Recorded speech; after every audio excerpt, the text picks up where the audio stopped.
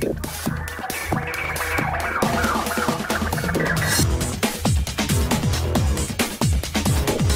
স্মৃতি আছে কিনা? এটাই তো মজার স্মৃতি।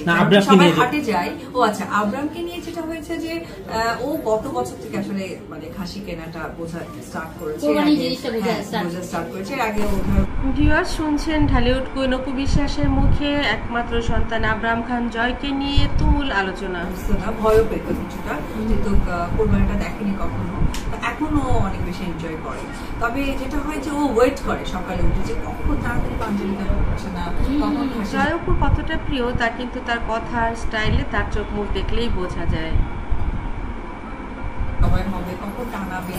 ও হচ্ছে যেটা আমি ওকে করিয়েছিলাম গতবার, খাসি কেটে আমি যখন রেখে দিয়েছি বলছে এটাকে সুন্দর করে ছুটাও, আমাদের যাতে সন্তান রয়েছে আমরা এমনিতেই বুঝতে পারি সন্তানের ভালো কথা বলতে গেলে মা কতটা পুলকিত হন।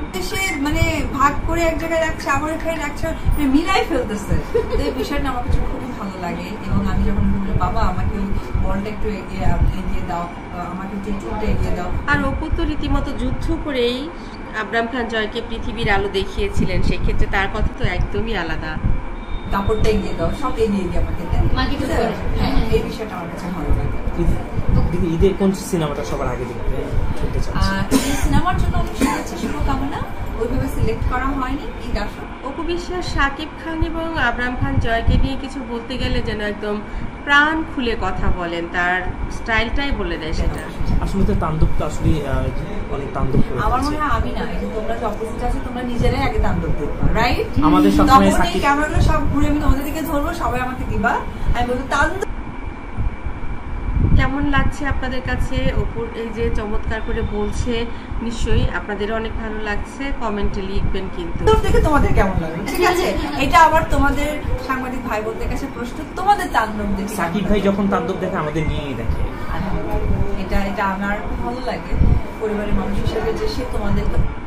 আমার তো দারুণ লাগে যখন অপুকে সামনাসামনি দেখি, তার সঙ্গে কথা বলি এবং তার মুখের ভাষা দেখি। আর তোমরাও দিদি আমরা কি আপনার সিনেমা কি পাবো সামনে? সিনেমার কাজ চলতেছে, জানতে যাচ্ছি। বন্ধুরা আপনাদের জন্য আরো একটা সুখ সংবাদ, আমার নাদিরা অন দ্য গো চ্যানেলটি যারা এখনো সাবস্ক্রাইব করেননি অবশ্যই করবেন। এই চ্যানেলটি আপনাদের জন্য আমি সারা পৃথিবী ঘুরে ঘুরে সব সুন্দর জায়গাগুলো ভিডিও করেছি এবং সেগুলো একে একে এখন পোস্ট করছি। যারা আমার নাদিরা অন দ্য গোতে সাবস্ক্রাইব করেছেন তাদেরকে অনেক ধন্যবাদ। আর যারা দীর্ঘ 9 বছর ধরে আমার এই রিপোর্টার কুলসুম চ্যানেলের সঙ্গে রয়েছেন, আমার সুখে দুঃখে যখন চ্যানেলটা বিভিন্ন স্ট্রাইক খেয়েছে তখনও আপনারা আমার সাথে থেকে আমার পাশে থেকে চ্যানেলটিকে সাবস্ক্রাইব করে কমেন্ট করে আমাকে সহায়তা করেছেন। আশা করছি তারা নাদিরা অন দ্য গো চ্যানেলটি আপনাদের অনেক বেশি ভালো লাগবে এবং যদি কমেন্ট করেন এখান থেকে যে এই চ্যানেল থেকে গিয়েছেন আমি আপনাদের নামটা পড়বো, আমার অনেক বেশি ভালো লাগবে। বন্ধুরা ভিডিওটি ভালো লাগলে লাইক কমেন্ট শেয়ার দিন এবং পরবর্তী পর্ব পেতে সাবস্ক্রাইব করতে একেবারেই ভুলবেন না।